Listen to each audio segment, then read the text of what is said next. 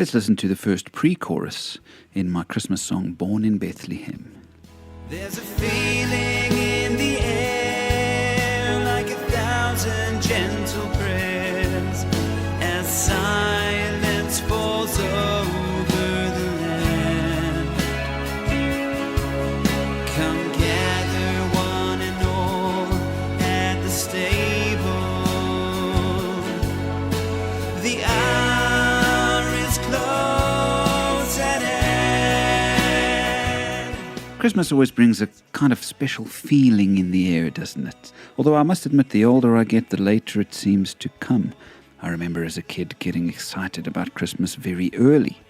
Maybe it was the lights in Boksburg Town and Boksburg Lake, which sadly don't go up anymore. Maybe it was the Boney M music in the shops. Although nowadays with YouTube and Spotify there's a huge selection of Christmas music you hear. Maybe it was just youthful innocence and optimism. These days that feeling seems to come a little later for me. I think usually it starts when work closes for the year and we have those few days of shopping and seeing family and so on. But of course, faith is more than feelings. In fact, early in my life, I remember reading a quote that so inspired me that I wrote it down in a little book and kept it with me in my school blazer so I could read it if I needed to. It came from a book by Neil T. Anderson and Dave Park called Free. And it said this: "Some mornings we may not feel very holy, but we don't live according to our feelings. We look to God's truth that, unlike our feelings, doesn't change." How that helped me as a young man.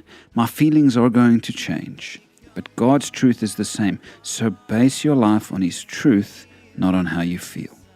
Christmas feeling comes and goes, and it may come later in the season as you get older. But don't rely on the feeling to have a great Christmas. Rely on God's truth. And God's truth is that Jesus came as a child, and this changed everything. In the song I say, "Come gather one and all at the stable, the hour is close at hand." Come gather, let's worship, because this little one is going to change the world. Or from our perspective on the other side of the event, this little one did change the world. This Christmas, friends, enjoy the feeling in the air if you can feel it. But remember, it's not about the feeling, it's about the truth. Let it be the wonderful story of Christ's coming and bringing salvation that is the focus of this Christmas. And worship Him whether you feel it or not. Feeling in the air, like 1,000